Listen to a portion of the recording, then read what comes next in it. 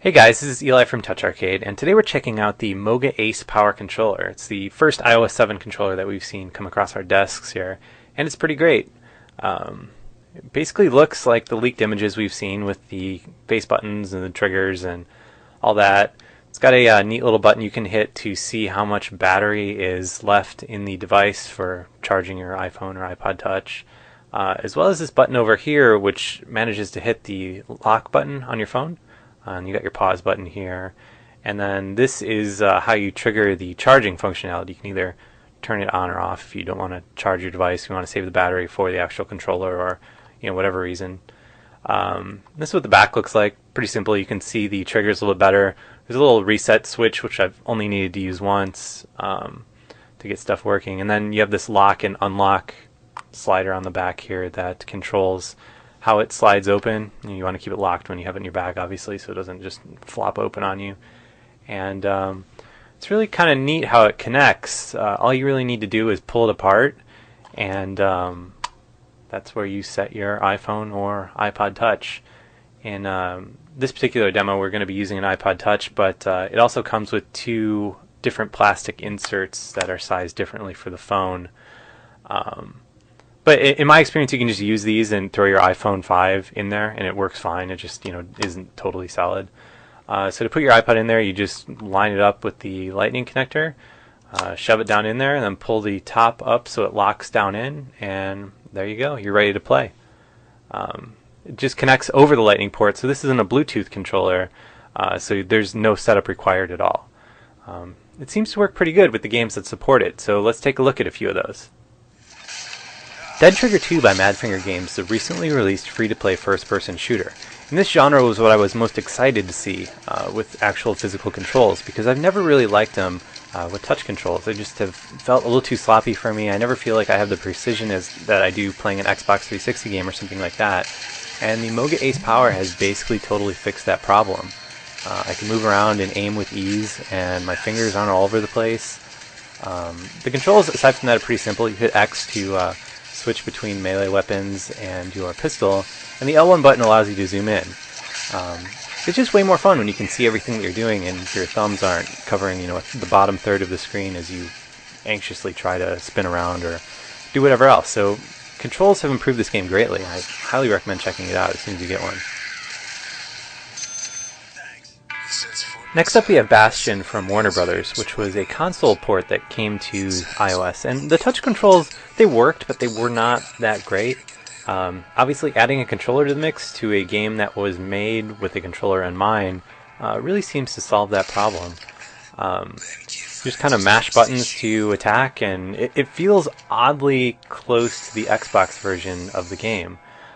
With the B button to attack, and then you can use the other buttons to switch weapons, and the trigger button actually is what causes you to bring up your shield.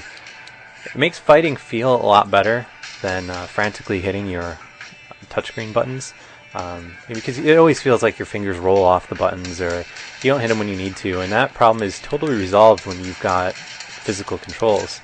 Although you can kind of notice that the buttons are a little clicky, as you can hear in this video, which makes button mashing games kind of annoying to play, because, I don't know, it just makes more noise than you would be used to with a controller, as you can see there. But overall, Bastion's greatly improved with physical controls, and that really shouldn't come as much of a surprise, because it was never built with virtual controls in mind in the first place. Limbo by Playdead is a puzzle platformer which similarly is improved by adding physical controls just because of the nature of platformers, it seems like. Although it seems like Limbo is a little bit more fun to play on a big screen, and the unfortunate side effect of the way this controller is designed in using the lightning port is that you can't use the lightning to HDMI adapter. You can play over AirPlay via mirroring, but the problem with that is the tiny lag between the controller and your iPod Touch, and then all that getting blasted up into AirPlay, and then down through your Apple TV and back to your TV, adds enough latency that it becomes pretty noticeable, especially in games where any kind of precision is valued. So that's a little disappointing, but overall, just like the previous two games, Limbo is an experience that's greatly improved physical controls. It seems far less frustrating to play when you're not missing a jump or something like that because you wandered off the virtual control segments of the iPod Touch or iPhone or whatever you're playing it on. So basically following the theme of games that were console ports or required actual or were designed for an actual controller are better with the MOGA Ace Power. FDG Entertainment's Oceanhorn is an interesting example to look at when it comes to iOS 7 controller support because it was designed to be a touchscreen game. You could argue that Dead Trigger 2 was as well, but first-person shooters have always lent themselves to different controls that aren't touchscreen controls, at least in my opinion. And then Bastion and Limbo were both console ports that came to iOS, so naturally they don't work as well with virtual controls. Oceanhorn, however, was designed from the ground up with virtual controls in mind, and it almost seems like it makes no difference whether or not you play it with a controller. The virtual controls in Oceanhorn are great. The buttons are positioned in a way that it's never really a problem.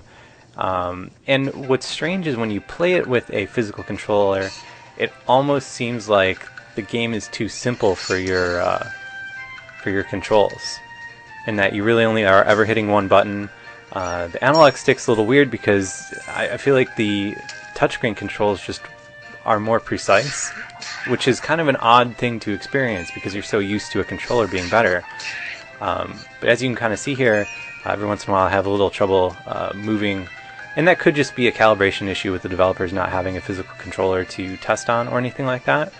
But I'm definitely preferring Oceanhorn just on the touchscreen itself, which wasn't really something I was expecting. I thought everything was going to be improved by the controller. So definitely take a look when these are released.